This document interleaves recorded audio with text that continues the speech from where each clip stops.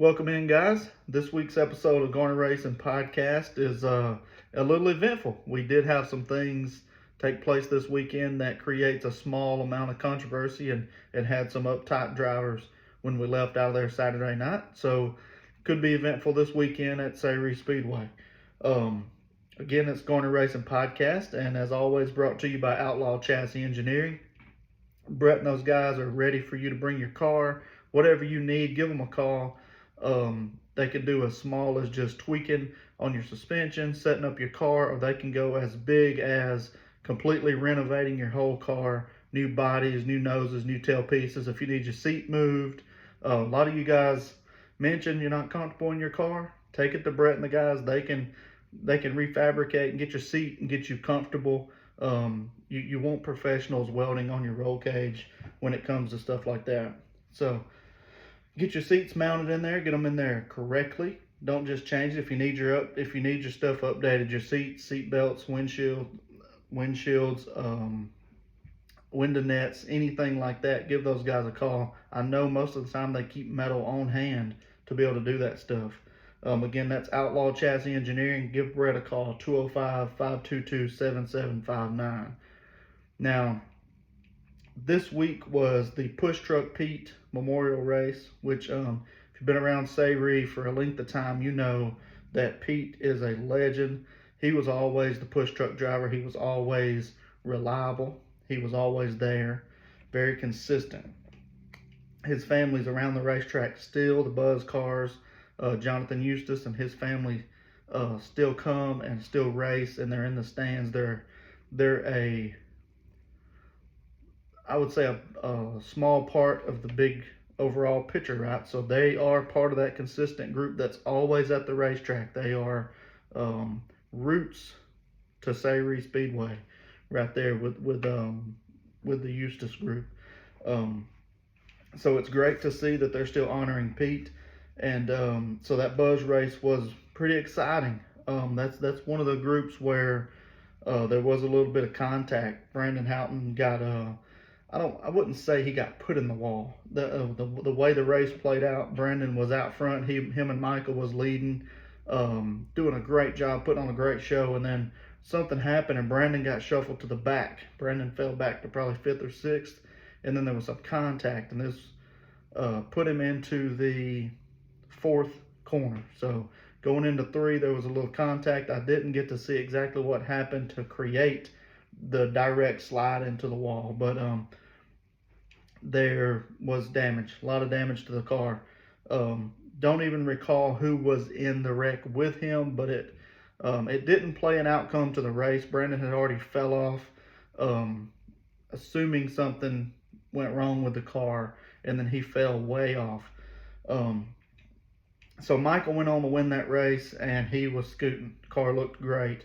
Michael Snow and his groups did a good job. The car is selling through the corner. The only one that I see running through the center better is Brandon Houghton's. But Micah seems to be able to keep the momentum on up. But they did a great job. Micah definitely put on a show. And if you appreciate good, fast race cars, he has one for that group, and he's running really well. Run through these in not any particular order, but next I got wrote down as the late model race. Alan Calloway led that one. If I'm not mistaken, led it pretty early and led it all the way through. Anytime he shows up, him and a couple other guys, they're going to be hard to beat. So Alan did a really good job. His car was running pretty good.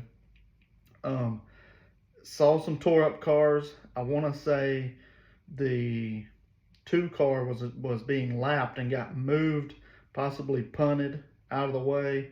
I was standing on the other end of the track. I'm always in 3 and 4, and the one time I'm down at 1 and 2, messing around, should have been paying attention.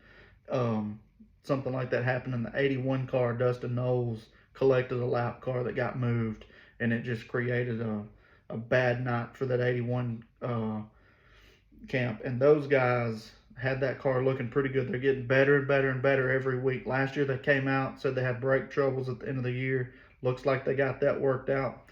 The car will start out very strong right now. When they get that 30 laps, they get that car dialed in for 25 and on laps, they're going to be hard to beat also. Dustin's doing a really good job of wheeling that car. Um, then the limited open wheel, James Rayburn, he went on to win that race. The 25 limited open wheel, James Rayburn, he won that one. Hot shot was Jamie Campbell. That car is on a rail. That car is handling really, really well. Jamie Campbell, he's handling really, really, really well. That's one thing that stands out to me about the 54 car. Jason Sanford's working on it for him, and that car is really handling well, rolling through the corner, very, very fast. Another really fast car in the Super Buzz, Chad Frost won that race, and it was usually when he shows up, he's going to dominate. He's very, very quick. That's the 12 car, and it's a rocket ship. Now, the mini mod race, what became a race to see who could finish. Samuel Kelly beat me. Me and him finished. We was the only two that finished on the track under power. Not sure what happened to the 25 or the 28. I know my dad's car, in the first practice, the distributor broke, and I had a distributor in the wrecker, put a new one in it, and the stinking vacuum advance, the bolt that holds the vacuum advance from running back and forth, came out. So it sounded like somebody said it sounded like gunshots firing off. So it was just jumping in and out of time really, really fast. And so he had a pretty good run going, and that's when it happened. I think he might have been running second when it happened, and it's gonna happen. Things like that just happen. So worked on it, got it back ready for this Saturday already. That was Sunday. I think he got it unloaded and got it worked on. The Roadrunner, Frank McLean, won that one. They've got that little car they've got running pretty good. The 7 cars back out there to give them some competition, and that's a really good race between those two.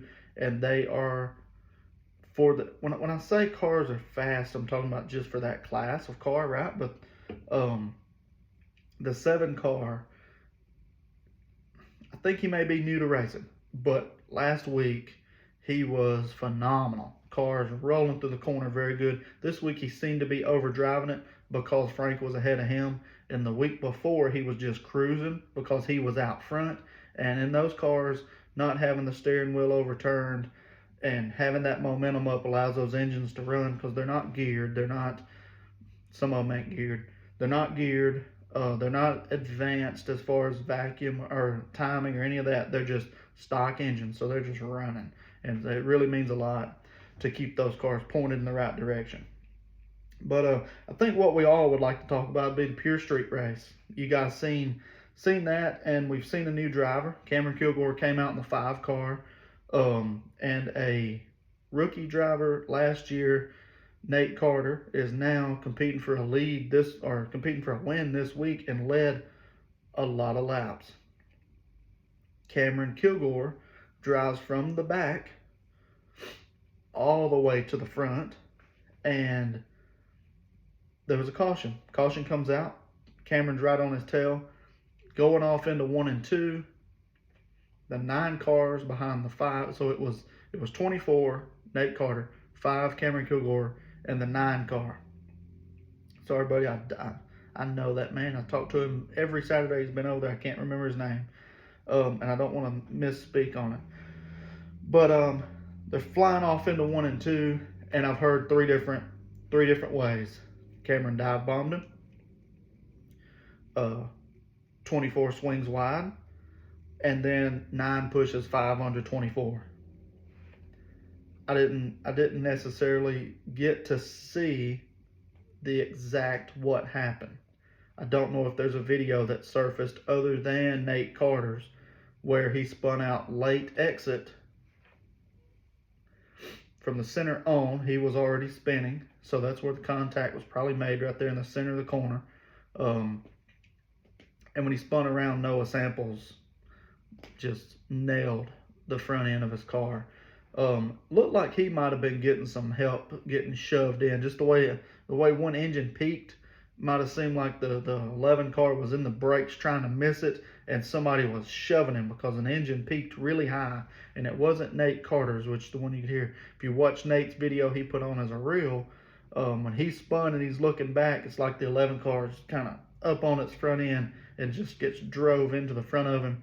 And then even more, a little bit of evidence there, maybe the 12 car, if he was right behind the 11, his left front was damaged. But there was a lot of contact in the Pure Street race, not just at that point. So if you go back and watch some of the videos, you can tell there was some aggressive driving. Some guys wanted to win. At first, I thought the 9 car was going to win when everything shook right there. Nate Carter in the 5 car, there was contact. Those guys talked about it. There's no need in me breeding any lasting talk about it. But the 24 and the 5 definitely had contact. And the 9 it's up for debate. I don't know if the 9 hit the 5 into the 24 or not. I can't say because I wasn't down there, and when they're nose to tail like that, you don't know who's hitting who or who's where. They were close. It was a very close race. The 24 was fast, the 5 was fast, the 9 was fast. The 88 was obviously fast, and I wouldn't say that anybody else from the field there back could have ran with the 24 because they all had opportunities to get to the 24 and they didn't. The 5 was the only one that got close enough to do it. Now, when those two made contact and the 24 is eliminated, that's how you could put it. He was out of the race. He wasn't going to come back. They come in the pits and they fix the car to get it back where it could roll out there.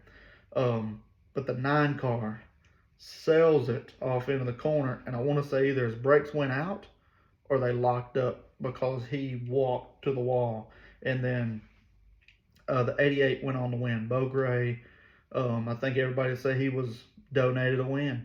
He probably wasn't the fastest car that particular night. Sometimes he is, but there was a few that were better, but he went on the win because he had patience. He didn't do anything crazy. Stayed out of trouble and got himself back in position to win. It's always fun to talk about. The 5 car is a lightning bolt all the way from the back with the 33. The 33, I'm going to say the 5 probably was impatient with him and dumped him. 33 was falling off a little bit. So, I don't know. I'm trying to remember. I think somebody said he was losing fluid. The 33 car was a rocket. They was slicing through the field. They was very fast. The 5 and 33, and the 5 was behind 33 all the way up until I think they got into 4th and 5th maybe. And then there was kind of a gap from 1st, 2nd, 3rd back to where they was. And they was racing, and then he got spun. And when I say a gap, maybe 3 or 4 car lengths, and they were hunting. They were going to go to the front. 5 car, just humming. Very quick. Very quick. They've done a great job on that car. Cameron, he's going to win some races. If he gets in the right starting positions, he's definitely going to win some races. And not even, if probably a little bit of patience. I don't know if he got shoved in. He raced the week before he ran 3rd the week before behind the 24 and never touched him. Or when I say never touched him, I mean never got over aggressive with him, never moved him, never moved Nate out of the way. There was great respect between the two. And then this week, it's all of a sudden, the second he gets behind him, everybody claims he dumped him. So, up here, I think is where a lot of that is for some people. Is if you're on the 24 team, the 5 was the one that was behind you, and he made the contact, so it's absolutely his fault. And then if you're on the 5 team, what'd your driver say? Well, I got shoved into him, or I got over aggressive, dived in under him. I thought he had let me go. 5 was fast. 5 drove from the rear. The way I said it was you kind of look at it, whose team you're on. That's all there is to it. Whose team you're on. If you're on the 24 team, you're obviously mad at the 5. If you're on the 5 team, you're like, man, I drove from the back, and when I peeked under you, should have knew I was there. So there's both sides, both perspectives. Either way, those guys are both class acts. They won't be mad at each other long. If they are mad, but I'm sure, the way I look at it, like I've said it all the time, Cameron's a good friend of mine. I've known Nate and them since the day they started racing. If I was in that 24 car and I'm faster than Cameron one day, sending it. I'm coming in. Give me some room. I'm coming in on entry. But yeah, it happens. It does happen. It happens to all of us. And it's always about whose team are you on, as if you're going to be mad or if you're not. But like I said, they're both class acts. Sayre, if you hadn't been to Sayre this year, you've missed some really good racing. You've missed some new drivers, like Samuel Kelly in our class has turned it up. A lot of us, we're playing Chase right now. He's fast. The 5 car's fast. 24 is a new animal this year, and I'm talking about the Pure Street. Cameron driving the car that Carter used to drive, and Samuel Kelly being in our class, and then the 24 Nate Carter.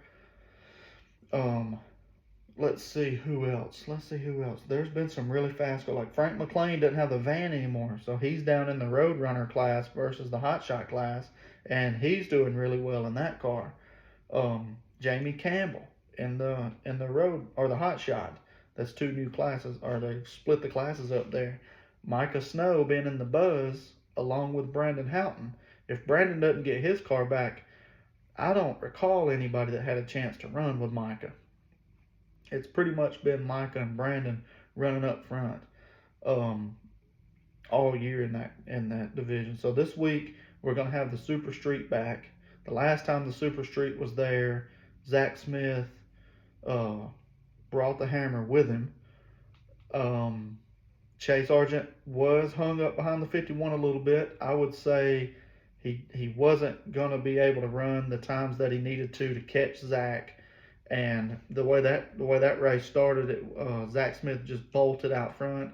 The 51 ran off, and then you just watch the video. I mean, that's not a perspective. It's exactly fact of what happened. And then the 51 car fell off a little bit. The 30 car went to pass him, and he got by him pretty smooth once he got to him. Took a little bit of time, though, and it just ate away at the laps, and Zach Smith was out front. Justice Evans was back. Hopefully he'll be back this weekend. Had the Jesus First car. Kind of looked like a Gary Sanford Jr. Gary Nix paint scheme. How it was a white car with a Jesus First on it. I'm sure you guys seen it on Facebook. That car looked great in practice. It was running really good. Had some engine problems. Definitely expect to see him, when he does get back, be a competitor. But guys, I'll tell you, if you haven't been to Sayre, like I was saying, you're missing out on a lot of new faces, and new faces running up front, new faces having really good success. And it's been a really, really, really competitive year. I think the only person that's repeated a win in our class has been Samuel Kelly. I want to say Adam, me, Adam, me, I got it wrote down right here, Tommy Robinette, Samuel Kelly. I think that's how it's been. So he's the only one that's repeated, and that's been in the last 2 weeks. So you guys come out to Sayre Speedway, check it out. We've got some really good racing in all the classes. All the classes are pretty competitive, and everybody's been pretty clean. I know there's, like, this weekend, like I said, it's been the first time it's got really aggressive in a division. That's the Pure Street. A lot of cars left with dents on them, but there was a lot of cars there. I want to say there was close to 14 cars on the track, and that's a good many cars for a weekly race, or for a regular show. So you guys come and see us. Don't forget about our friends at Outlaw Chassis Engineering. I can't wait for this week to watch the Super Streets. That's one of my favorite divisions when there's 5, 6 cars out there that are all competitive. Now you get to see Justice, Austin, Zach Smith, Chase Argent, Cody Argent. There's some really good cars in that class, some really good drivers. If they're all there, and the race starts the way it needs to start, and everybody keeps clean, there's going to be some really good racing in that Super Street class, and I look forward to it. Have the open wheels back this week also, so you guys come check it out. Thank you for watching as always, and see you next week.